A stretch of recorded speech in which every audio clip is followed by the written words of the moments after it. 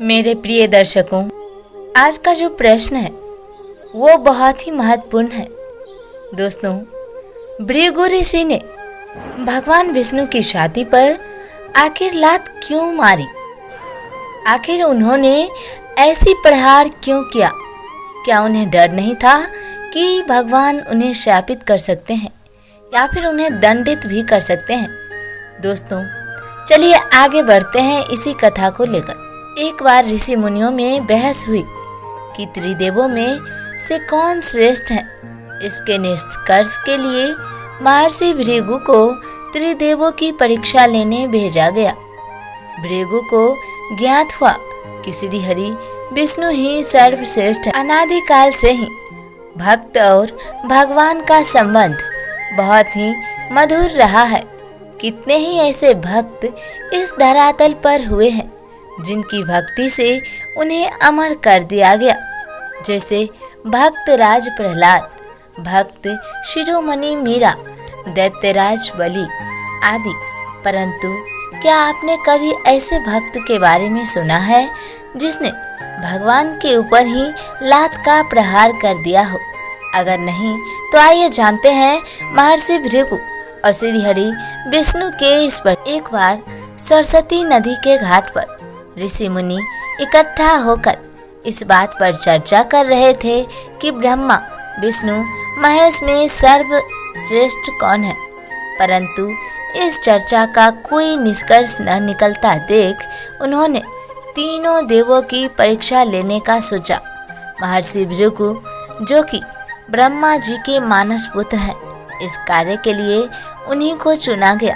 महर्षि भृगु सर्वप्रथम ब्रह्मलोक पहुँचे। न तो उन्होंने ब्रह्मा जी की स्तुति की, न ही उन्हें प्रणाम किया। यह देख ब्रह्मा जी क्रोधित हो गए और क्रोध की अधिकता से उनका मुख लाल हो गया। परंतु यह सोचकर कि भृगु जी उन्हीं के पुत्र हैं, उन्होंने अपने क्रोध को अपने विवेक से दबा लिया। फिर वहाँ से महर्षि भृगु ने कैलाश की ओर प्रस्थान किया। देवाधिदेव महादेव भृगु को आता देख प्रसन्न होकर अपने आसन से खड़े हुए और उन्होंने गले से लगाने के लिए भुजा फैला दी। किंतु भृगु तो उनकी परीक्षा लेने आए थे। भृगु ने उनका आलिंगन अस्वीकार कर दिया और कहा, हे शिव, आप हमेशा ही धर्म की मर्यादा का उल्लंघन करते हैं। दुष्ट पापियों को आप तो सुलभता से वरदान दे देते हैं, परंतु उसके बाद वो पूरी सृष्टि को परेशान कर देते हैं। इसलिए मैं आपका आलिंगन कदापि नहीं करूँगा। उनकी बात सुनकर भगवान शिव क्रोध से तिलमिला उठे। उन्होंने त्रिशूल उठाकर भृगु को मारना चाहा, किंतु सती बीच में आ गई, जिससे उनका क्रोध शांत हो गया। इसके बाद भृगु मुनि वैकुंठ लोक गए। उस समय भगवान विष्णु देवी लक्ष्मी की गोद में सिर रखकर लेटे थे। भृगु ने पहुंचते ही उनकी छाती पर एक तेज लात मारी। श्री हरि विष्णु शीघ्र ही अपने आसन से उठे और उन्हें प्रणाम करके उनके चरण दबाते हुए बोले, महाराज, आपके पैर पर चोट तो नहीं लगी ना?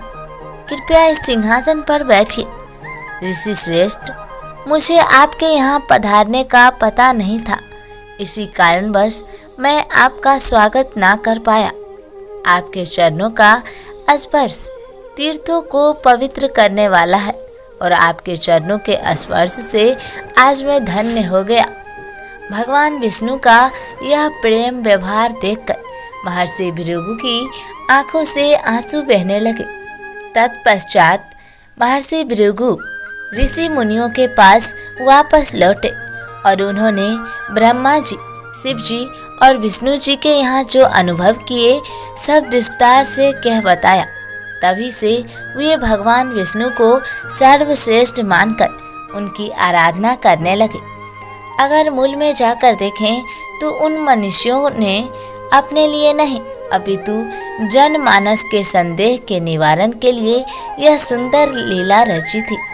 दोस्तों, उम्मीद है कि आज की ये वीडियो आपको पसंद आई होगी। जी हाँ दोस्तों, अगर वीडियो पसंद आए तो चैनल को सब्सक्राइब करें और प्यारे से कमेंट्स देकर हमें मोटिवेट करें, ताकि इस तरह की और भी वीडियो मैं आप लोगों के सामने प्रस्तुत कर पाऊँ।